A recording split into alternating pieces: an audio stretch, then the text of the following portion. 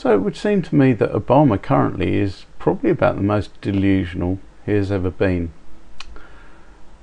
Let's have a look at some of his speech, not all of it. I haven't got a 2-hour video time to expend on this.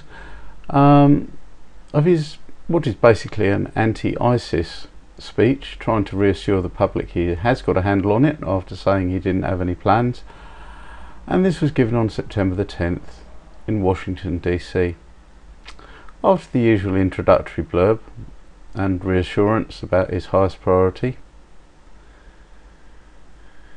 he then starts to get a little bit delusional when you get down here, and he says, now let's make two things clear. ISIL is not Islamic. So the Islamic State of Iraq and the Levant is not Islamic. And of course he's called ISIS lots of things. He's called them IS, he's called them ISIS, and now ISIL seems to be the latest fashion.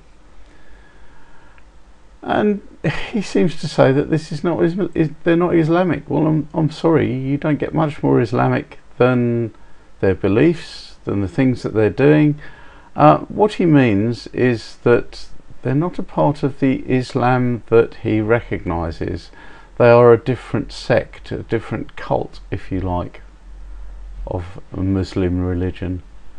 And he then goes on to say, no religion condones the killing of innocents.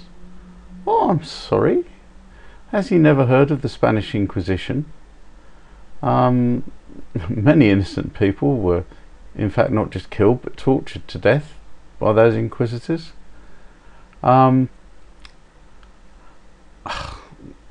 Religion, since time immemorial, has not condoned the killing of innocents. What they do instead is they say that these innocent people are evil, and therefore they are suddenly not innocent. In other words, Sunni versus Shia, the Shia are evil, or the other way around, the Sunni are evil, and they are not Muslim, and they are not Islamic. And this is what they say to justify this killing.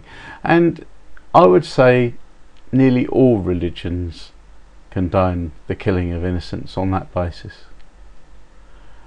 And then he says the vast majority of ISIL's victims have been Muslim. This is quite true, but Muslim from a different sect. Then he goes on to say that ISIL is certainly not a state. Well, it's only not a state because nobody at the moment is recognising it as such. It's certainly big enough to be a state. I mean, let's face it, it is the size of England, it is the size of South Carolina. Well, what more can you say? It was formerly Al-Qaeda's affiliate in Iraq. Sorry? And has taken advantage of sectarian strife in Syria's civil... Hang on a minute, they're suddenly in Syria, but he says they come from Iraq. Well, they didn't come from Iraq, they came from Syria. They are in fact the Syrian rebels that Obama himself decided to arm. Think about that one for a minute. He's twisting the facts here. Amazing. I mean, ISIL have always had supporters in Iraq. They've got supporters in every Muslim country and in quite a few non-Muslim countries as well. Let's face it, a lot of British and a lot of American people have gone over to fight for them. It was formerly Al-Qaeda's affiliate in Iraq. It had nothing to do with Al-Qaeda. They might have some Al-Qaeda members, but they've been killing Al-Qaeda members right, left and centre. Al-Qaeda members who they think are too soft. Because let's face it, Al-Qaeda, the base, otherwise known as the database, was in fact in reality a CIA creation, and although it wasn't pro-American, it was certainly not as anti-American as ISIL is.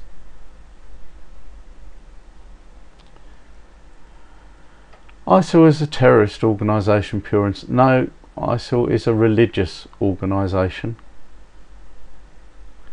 and it has no vision other than the slaughter of all who stand in its way. Well, I'm sorry. In the background, on the title of this video, you'll see a big map. That is the Islamic Caliphate. as it was, which is what ISIL's vision is to restore. So it certainly does have a vision other than the slaughter of all who stand in its way. In a region that has known so much bloodshed, these terrorists are unique in their brutality. No, they're not. I'm sorry, they're not unique. They are merely doing the same thing that every single conqueror in this area of the world has always done. They execute captured prisoners, they kill children, they enslave, rape and force women into marriage. Well, all of these things, I'm sorry, but the Muslim world, it's what you do when you go to war with somebody. War for a Muslim is not a question of pushing a button somewhere in an underground base and killing 20-30 people. War involves knives, war involves physical acts by a person against a person. And in some ways this is a lot more moral than what America is doing with its remote drone attacks.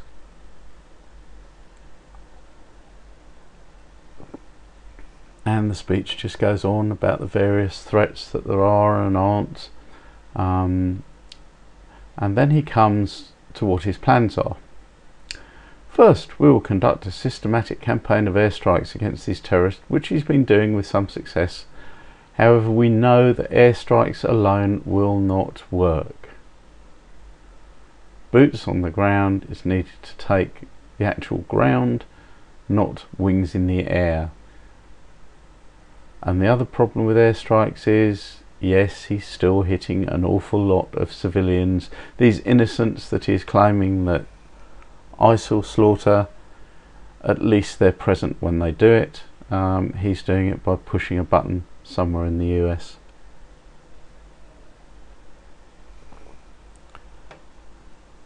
And here it comes to the core of it. We will hunt down terrorists who threaten our country wherever they are. That means I will not hesitate to take action against ISIL in Syria as well as Iraq.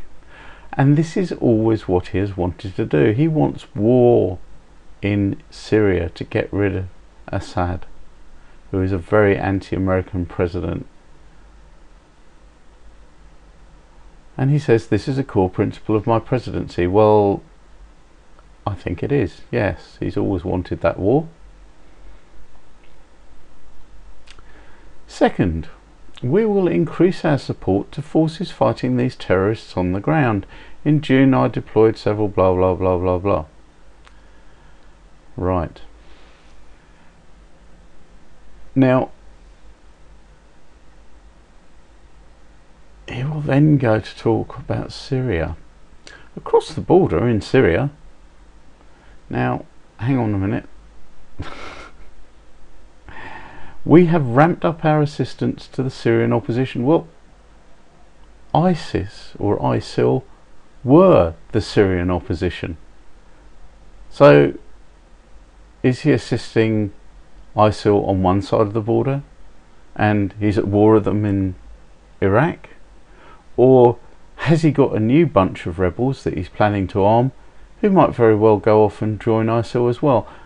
And I always thought the definition of insanity was to do the same thing over and over again and expect different results. Well, here he is doing exactly the same thing. He's arming a bunch of Syrian rebels and he's expecting them not to do what the other lot did. Delusional, I would call that. And he calls on Congress to give us additional authorities and resources to train and equip these fighters in Syria. And he says, in the fight against ISIL, we cannot rely on an Assad regime that terrorizes its people, a regime that will never regain the legitimacy it has lost. So he's proposing to do exactly the same thing as he's done before, and my prediction, this is going to strengthen ISIS because they will just get hold of the weapons and any other aid that the Americans give these rebels. Humanitarian assistance is the only thing he's got in this speech that is good. And now he prepares the American public for a long war in the Middle East. Now it will take time to eradicate a cancer like ISIL. Any time we take military action, there are risks involved, especially to the servicemen and servicewomen who carry out these missions. Hang on. Now he has just said, and he goes on to say, it will not involve American combat troops fighting on foreign soil. So who are these people that are taking these risks, these servicemen and women, if they're not fighting on foreign soil?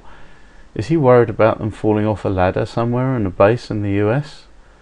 Is he worried about them tripping over as they walk towards their console that controls the drones? No. He knows perfectly well that if he wants to make a difference, he's going to have to put troops in.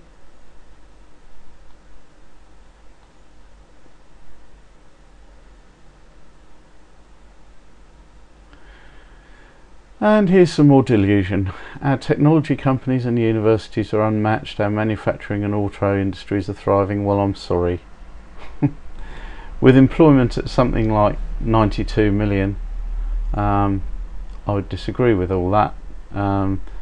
Universities unmatched, I would disagree with all that. When was the last time an American university came up with a major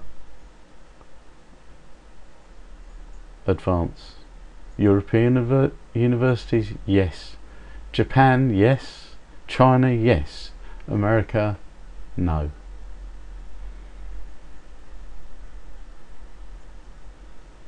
And there's just a lot of fluff in most of the rest of it.